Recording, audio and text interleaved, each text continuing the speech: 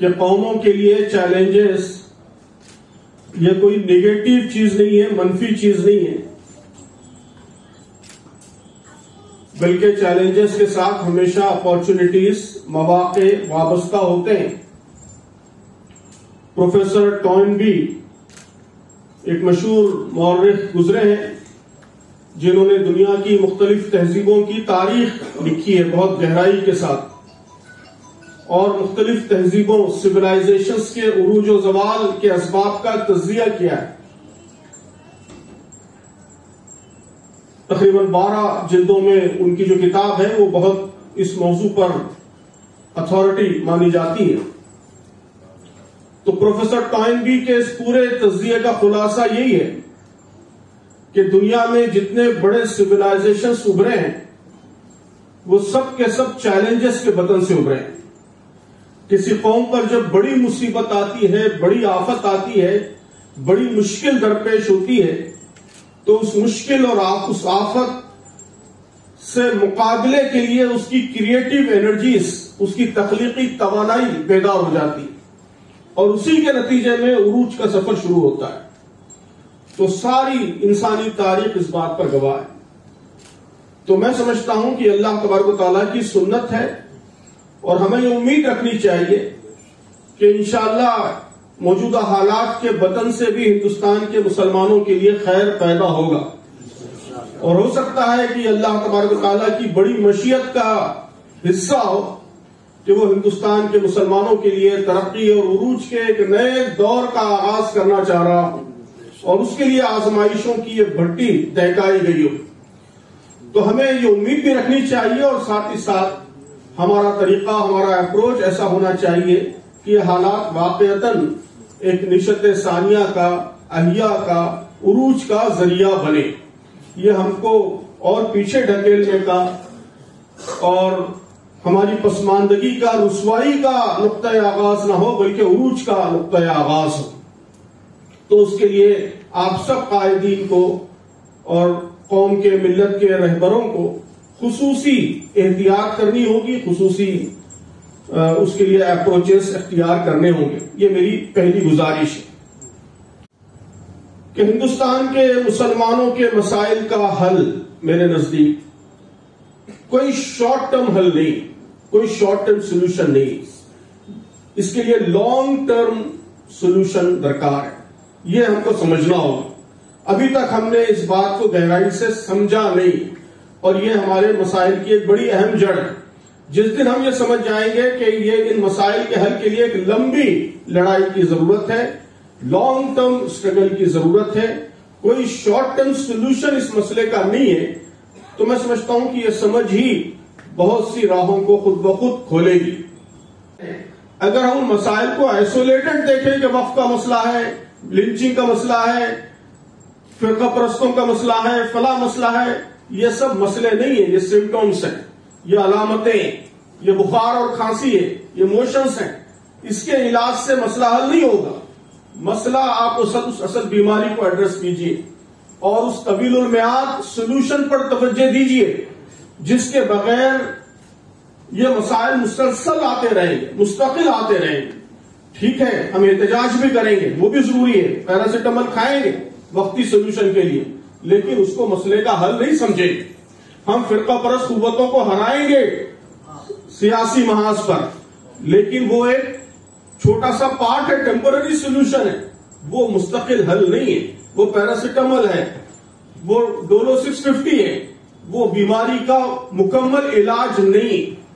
تو جب تک بیماری کے اصل علاج پر توجہ نہیں دی جائے گی، اس وقت تک مسئلہ حل نہیں ہوگا۔ میں سمجھتا ہوں کہ یہ ہمیں بھی سمجھنے کی ضرورت ہے، اور ملت کو بھی سمجھانے کی ضرورت ہے۔ بیماری کیا ہے اور اس کا علاج کیا ہے، میں اس سلسلے میں بھی اپنی گزارش اور اپنی عرض آپ کی خدمت میں ضرور رکھوں گا، لیکن میں سمجھتا ہوں کہ یہ سب سے اہم بات ہے جو سمجھنے کی ضرورت ہے۔ اب ان دو باتوں کے بعد قرآن مجید کی 3-4 آیتیں میں ہمیشہ اپنی تحریروں اور تقریروں میں دہراتا رہتا ہوں کہ مسلمانوں کے مسائل کے حل کے سلسلے میں بڑی اہم رہنمائی۔ ایک آیت ہے کہ اللہ تبارک و تعالیٰ فرمایا، یا ایھا النبی حرض المؤمنین علی القتال ان یکم منکم 20 صابرون یغلبوا مئتین، کہ اگر تم میں 20 لوگ صابر ہیں تو وہ 200 لوگوں پر غالب آ جائیں گے۔ وَإِن يَكُن مِّنكُم مِّائَةٌ يَغْلِبُوا أَلْفًا مِّنَ الَّذِينَ كَفَرُوا بِأَنَّهُمْ قَوْمٌ لَّا يَفْقَهُونَ، اور اگر 100 لوگ ہیں وہ 1000 لوگوں پر غالب آ جائیں گے۔ اللہ تعالیٰ نے 2 باتیں بیان کی ہیں کہ غلبہ ہوگا، کم تعداد ہونے کے باوجود تمہارا ڈومینیشن ہوگا، لیکن اس کے لیے 2 امپورٹنٹ ڈفرینشیٹرز ہیں، 2 امپورٹنٹ چیزیں ہیں جو اس غلبے میں گویا مددگار ثابت ہوں گی۔ ایک اللہ تعالیٰ نے فرمایا صبر، ان یکم منکم 20 صابرون، صبر کا مطلب ہے اپنے اصولوں پر جمے رہنے کی صلاحیت، لانگ ٹرم ایجنڈے پر جمے رہنے کی صلاحیت، شارٹ ٹرم ٹیمپٹیشنز، وقتی اکساہٹوں، وقتی جذبات، ان سب پر قابو پاتے ہوئے اپنے اصول، اپنے مقصد پر پوری طاقت کے ساتھ کھڑے رہنے کی صلاحیت، اسے صبر کہتا ہے قرآن مجید۔ یہ مین ڈفرینشیٹر، اسی صلاحیت کی وجہ سے تم 10 گنا لوگوں پر غالب آؤ۔ دوسری چیز اللہ تعالیٰ کہتا ہے وہ ہے تفقہ، الفا من الذین کفروا بانہم قوم لا یفقہون، کہ یہ وہ لوگ ہیں جو تفقہ نہیں رکھتے۔ تفقہ اس کا ترجمہ میں پرسپیکٹو کرتا ہوں کہ حالات کو دیکھنے کا صحیح اینگل، صحیح بصیرت، ایمانی بصیرت۔ ایک تو ہوتا ہے بہت ہی جذباتی انداز سے حالات کو دیکھنا، جو اخبارات دکھا رہے ہیں بس اسی کو دیکھنا۔ ایک ہوتا ہے کہ ایمان کی نگاہ سے آپ دیکھیں، آپ قرآنی نگاہ سے حالات کو دیکھیں۔ تو حالات کو دیکھنے کا یہ زاویہ، یہ پرسپیکٹو، اس کے نتیجے میں جو سائیکالوجی پیدا ہوتی ہے، جو نفسیات پیدا ہوتی ہے، یہ دوسرا امپورٹنٹ ڈفرینشیٹر ہے۔ یہی ڈفرینشیٹرز اصلاً طاقت بنتے ہیں، اصلاً قوت بنتے ہیں۔ یہ پہلی آیت ہے جو میں ہمیشہ کوٹ کرتا ہوں۔ اس کے بعد انما ذالکم الشیطان یخوف اولیاء فلا تخافوہم وخافونی ان کنتم مؤمنین، یہ شیطان ہے جو تمہیں اپنے دوستوں سے ڈراتا رہتا ہے، ان سے مت ڈرو، مجھ سے ڈرو اگر تم مومن۔ تو یہ بڑی اہم چیز ہے کہ ڈر، خوف، ہر قسم کا ڈر، خوف اپنے دل سے ہم نکالیں۔ ڈر، خوف یہ بھی ایک سائیکولوجیکل ویکنیس، ایک بڑی زبردست نفسیاتی کمزوری پیدا کر دیتی ہے۔ ہم یہ یقین پیدا کریں کہ 20 کروڑ مسلمانوں کو دنیا کی کوئی طاقت ختم نہیں کر سکتی۔ ہم اس ملک میں ہیں، رہیں گے، پوری طاقت کے ساتھ رہیں گے، اپنے ایمان کے ساتھ رہیں گے، اصولوں کے ساتھ رہیں گے۔ دنیا کی بڑی سے بڑی طاقت ہمارے قدموں میں ڈگمگاہٹ پیدا نہیں کر سکتی، ہمیں ختم کرنا تو بہت دور کی بات۔ تو یہ یقین، یہ اعتماد، یہ امت کے اندر پیدا کرنا یہ بہت زیادہ ضروری۔ ڈر، خوف، مایوسی یہ ساری فاشسٹ طاقتوں سے بڑا دشمن ہے۔ بڑی سے بڑی فاشسٹ طاقت، صہیونیت، یہودیت، فلسطینیت، فلاں فلاں، وہ ہم کو اتنا نقصان نہیں پہنچا سکتے جتنا ڈر اور مایوسی یہ ہم کو نقصان پہنچاتی۔ کہ اگر یہ میسج عام ہو جائے کہ اب یہاں جینوسائیڈ ہونے والا ہے اور سارے مسلمان ختم کر دیے جانے والے ہیں اور 9واں اسٹیج آ گیا ہے، 8واں اسٹیج آ گیا ہے، فلاں ہے، تو یہ ڈر پیدا کرنا یہ اس امت کے ساتھ سب سے بڑی دشمنی ہے۔ امت کے اندر حوصلہ پیدا کیجئے، اعتماد پیدا کیجئے اور اپنے اصولوں پر ڈٹے رہنے کی صلاحیت پیدا کیجئے، یہ سب سے زیادہ آج ضروری ہے۔ یہ قرآن مجید کی بڑی اہم رہنمائی ہے۔ کسی گروہ سے تمہارا مقابلہ درپیش ہو تو ثابت قدم رہو، ڈٹے رہو اپنے اصولوں پر اور اللہ کا کثرت سے ذکر کرو۔ یہ 2 فارمولے قرآن بتاتا ہے، استقامت، اللہ کا کثرت سے ذکر، کہ ہم اپنے اصولوں پر ڈٹے رہیں، ثابت قدم رہیں، کسی صورت اپنے اصول کسی اصول سے منحرف نہ ہو۔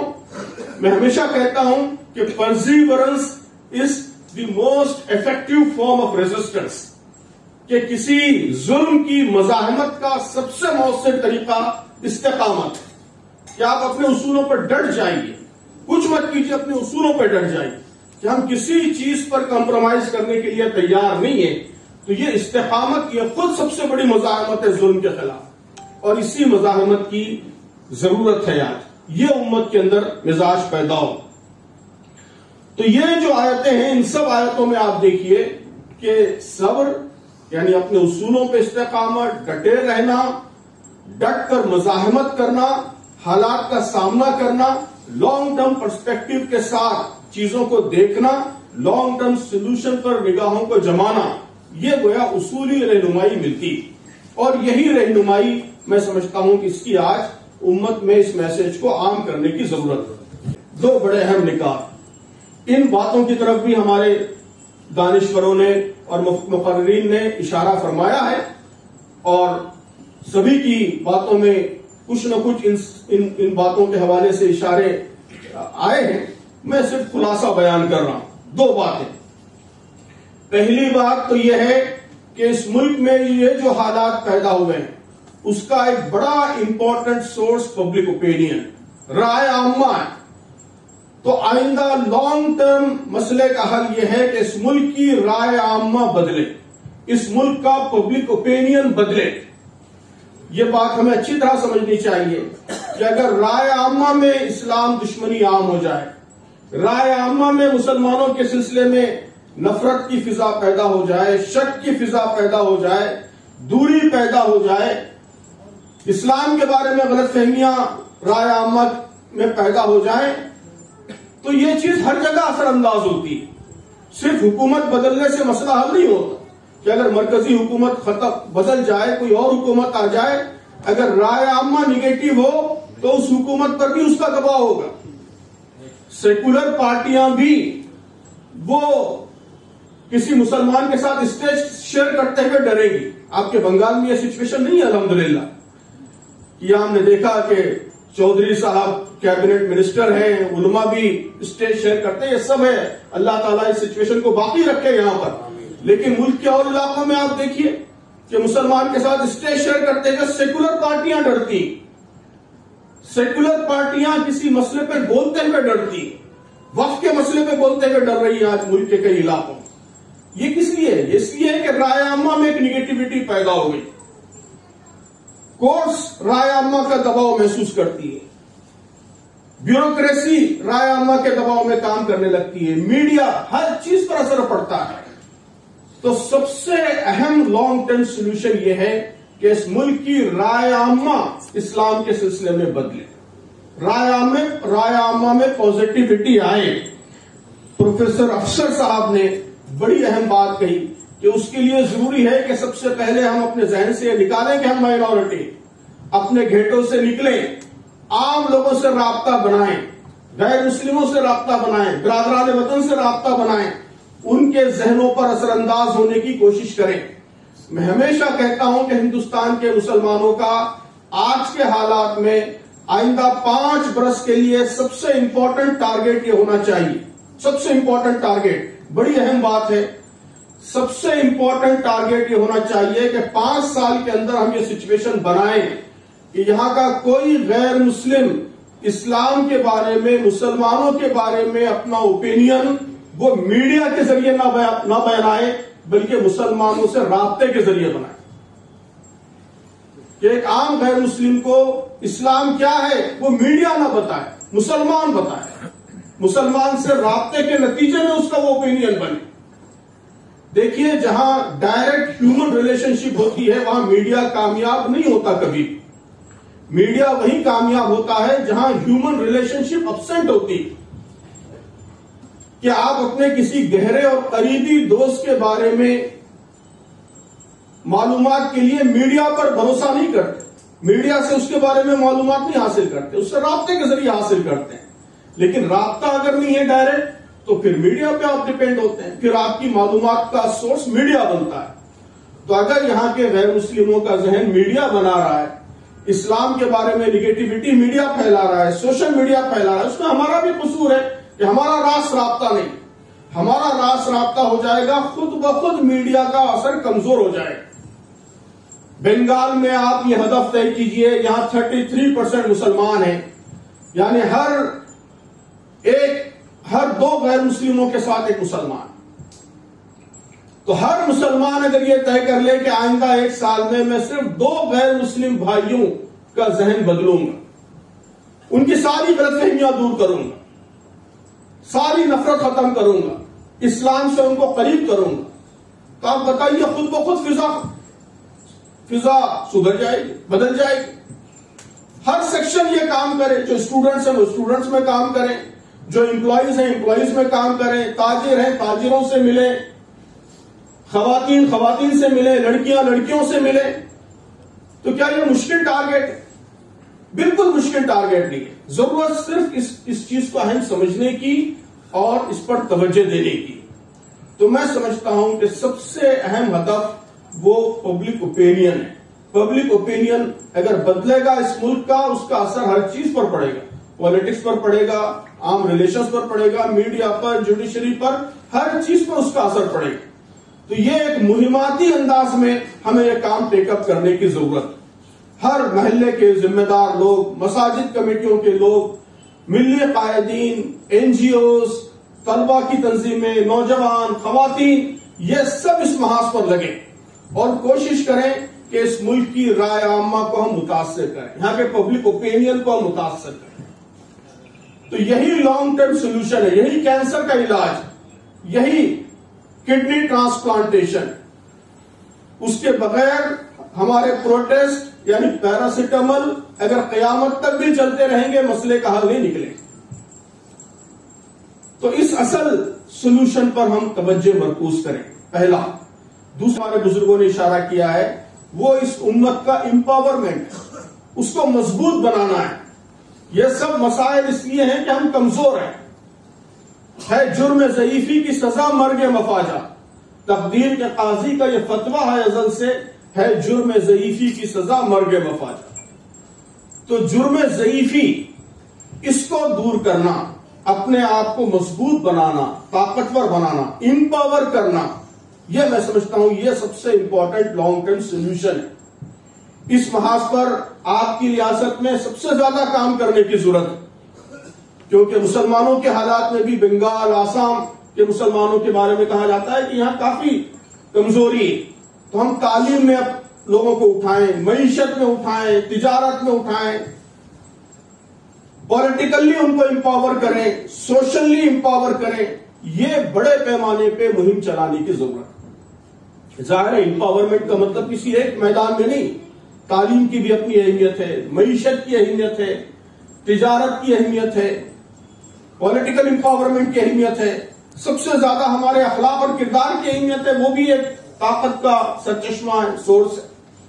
تو ان سب حوالوں سے امت کو اونچا اٹھانے کی کوشش، یہ بھی بالکل مہماتی انداز میں چلنا چاہیے۔ یہاں سب مختلف کلکتہ کے محلوں کے اور مختلف علاقوں کے ذمہ دار حضرات تشریف فرما ہیں، ہم مہم چلائیں کہ جتنے پڑھے لکھے مسلمان ہیں وہ غریب بچوں کو اڈاپٹ کریں۔ وہ 3 بچوں کو پڑھا رہے ہیں، اپنے ایک چوتھے ملت کے بچے کو بھی لے لیں، اس کی بھی تعلیم کا انتظام کریں۔ آپ پر بوجھ نہیں پڑے گا زیادہ، ہو سکتا ہے اللہ تعالیٰ آپ کو چوتھا بیٹا بھی دے سکتا تھا تو اس کی بھی تعلیم کا آپ انتظام کرتے تھے، ویسے ہی سمجھیے ملت کے غریب بچے کی تعلیم کا بھی انتظام کیجیے۔ تاجر حضرات ہیں، ہم نے ایک تحریک شروع کی ہے جماعت کی طرف سے، رفا چیمبر آف کامرس کے نام سے، کہ ملت کے جو متمول لوگ ہیں، جو بااثر تاجر ہیں، ہم کوشش کر رہے ہیں کہ وہ غریب لوگوں کے ساتھ کنیکٹ ہوں، جو اسٹرگلنگ نوجوان ہیں، جو معیشت میں اپنے قدم جمانے کی کوشش کر رہے ہیں، ان کے ساتھ کنیکٹ ہوں، ان کی مدد کریں، ان کو سپورٹ کریں، ان کو اونچا اٹھائیں، ان کو سامنے لے کر آئیں، ان کی رہنمائی کریں۔ تو یہ ساری کوششیں اس کو تحریک بنانے کی ضرورت ہے۔ تو یہ لانگ ٹرم سولوشن ہے کہ امت امپاور ہو، امت طاقتور ہو۔ اب اس ملک میں بہت ساری مائنورٹیز ہیں، ان کو کوئی نہیں ستاتا ہے، ان کو ہراس کرنے کے بارے میں کوئی سوچ بھی نہیں سکتے، اس لیے کہ وہ طاقتور ہیں، وہ مضبوط ہیں اور ان پر ڈیپینڈنس ہے۔ پارسی ہے، بہت چھوٹی سی اقلیت ہے، لیکن ملک کی پوری انڈسٹری ان پر ڈیپینڈ ہے، اکنامی ان پر ڈیپینڈ ہے۔ تو حالات کو بہتر بنانے کا اہم راستہ یہ ہے کہ امت طاقتور ہو، اور یہاں کے باقی لوگ امت پر ڈپینڈ ہو. امت اور امت کے لوگ یہاں کے سارے انسانوں کی ضرورت بن جائیں, لازمی ضرورت بن جائیں. یہ حالات بھی پیدا کرنا کوئی ناممکن بات نہیں ہے, بلکہ جیسا کہ میں عرض کیا کہ میرا تو یہ یقین ہے کہ اللہ تعالیٰ نے یہ آزمائش پیدا اس لیے کی ہے کہ امت کے اندر یہ تبدیلی آئے. تو انشاءاللہ یہ تبدیلی آئے گی, ضرورت صرف ہماری کوشش کی ہے, محنت کی ہے. تو اس رخ پر ہم محنت کریں, یہ گویا میری اہم گزارش. ان حالات کو ہم تباہی بربادی کا ذریعہ بھی بنا سکتے ہیں. تاریخ میں دونوں نظیریں موجود ہیں کہ مشکل حالات کے بعد قومیں ان کی کمر ٹوٹ گئی, وہ اور پستی کی گہرائیوں میں چلی گئی. ایسی مثالیں بھی تاریخ میں موجود ہیں. لیکن اس کے ساتھ ساتھ ایسی مثالیں بھی کثرت سے موجود ہیں کہ مشکلات نے قوموں کے اندر زندگی کی نئی لہر پیدا کی. مشکلات نے ان کی قوتوں کو ملٹی پلائی کیا. مشکلات نے ان کو اپنی کمزوریوں کو سمجھنے کا موقع فراہم کیا, اس کو دور کرنے کا موقع فراہم کیا. تو دونوں مثالیں تاریخ میں موجود ہیں. ہمارا رویہ طے کرے گا کہ اس ملک میں ہندوستان کے مسلمان کون سا راستہ اختیار کرتے ہیں. تو ہماری کوشش یہ ہونی چاہیے کہ ہم مسلمانوں کو دوسرے راستے کی طرف رہنمائی کریں, انہیں بتائیں کہ یہ حالات کیسے تبدیلی کا ذریعہ بن سکتے ہیں, کیسے رنائساں کا, نشت ثانیہ کا, امت کی احیا کا ذریعہ بن سکتے ہیں. تو اس کی رہنمائی کرنا, اس کا راستہ دکھانا, یہ اصلاً ہماری ذمہ داری ہے. اس کے لیے ضروری ہے کہ صرف وقتی مسائل پر ہم اکتفا نہ کریں. ہر چھوٹے بڑے مسئلے پر, ہر معمولی پریشانی پر بچکنا, پریشان ہونا کہ ہماری جان و مال خطرے میں ہے, متحد ہو جاؤ. ہمارا پرسنل لا خطرے میں ہے, متحد ہو جاؤ. ہمارا وقت خطرے میں ہے, متحد ہو جاؤ. تو اتحاد کی ایسی دعوتیں کبھی مؤثر نہیں ہو سکتی. قرآن مجید نے کہیں اس طرح کی دعوت نہیں دی. قرآن مجید نے اتحاد کے لیے ایک مثبت بنیاد فراہم کی. اللہ کی رسی کو مضبوطی سے پکڑو, اللہ کے دین کی دعوت پر متحد ہو جاؤ. اللہ کے دین نے جو مقصد تمہیں دیا ہے اس مقصد پر متحد ہو جاؤ. کئی مقررین نے خیر امت کا ذکر کیا, خیر امت کی حیثیت پر متحد ہو جاؤ. تو آپ غور کیجئے کہ یہ سب باتیں جو میں نے عرض کی ہیں, کیا ان باتوں میں ہمارے درمیان کوئی اختلاف ہے؟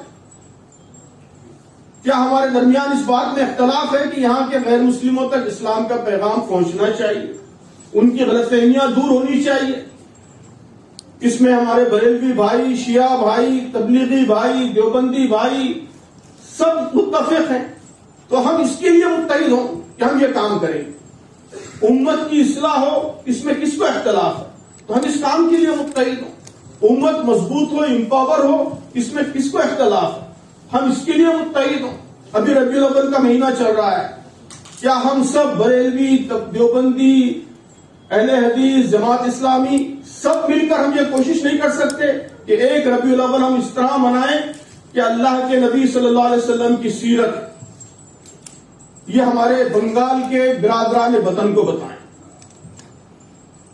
اللہ کے نبی صلی اللہ علیہ وسلم کی سیرت کے بارے میں کثرت سے غلط فہمیاں پھیلائی جا رہی ہیں, اور یہ اسلام و فوبیا کا, اسلام سے نفرت کا ایک بڑا اہم سرچشمہ ہے. آپ دیکھ رہے ہیں آئے دن واقعات ہو رہے ہیں, اس پہ ہم احتجاج وغیرہ کر لیتے ہیں, خاموش پڑ جاتے ہیں. لیکن کیا ہمارے لیے شرم کی بات نہیں ہے کہ اس ملک میں ہم 20 کروڑ کی تعداد میں رہتے ہیں اور اللہ کے نبی صلی اللہ علیہ وسلم کے بارے میں, ہمارے محبوب نبی کے بارے میں ایسی غلط فہمیاں لوگوں کے اندر پائی جاتی ہیں؟ تو کیا ان غلط فہمیوں کو دور کرنا ہماری ذمہ داری نہیں؟ تو کیا ہم یہ نہیں کر سکتے کہ ہم سب مل کر ایک ربیع الاول زور لگائیں اور بنگال کے سارے غیر مسلموں کے ذہنوں سے اللہ کے رسول کے بارے میں ہر طرح کی غلط فہمی ختم کر دیں, صاف کر دیں؟ کیا ناممکن ہے؟ بالکل ممکن ہے. تو ایسے پازیٹو اور اقدامی ایجنڈے پر ہم متحد ہیں. ایک منیمم ایجنڈا بنے, ہمارا منیمم ویژن بنے, اور وہ اتحاد کی بنیاد بنے. آل انڈیا لیول پر ہو سکتا ہے اس میں دشواری ہو, لیکن آپ محلے سے اس کی کوشش شروع کیجئے, شہر سے اس کی کوشش شروع کیجئے, کلکتہ کو اس کا نمونہ بنائیے, بنگال کو نمونہ بنائیے. ایسی کوششیں اگر ہوں گی تو انشاءاللہ اس کا دائرہ پھیلے گا اور اسی کے نتیجے میں ان سب مسائل کا حل نکلے گا.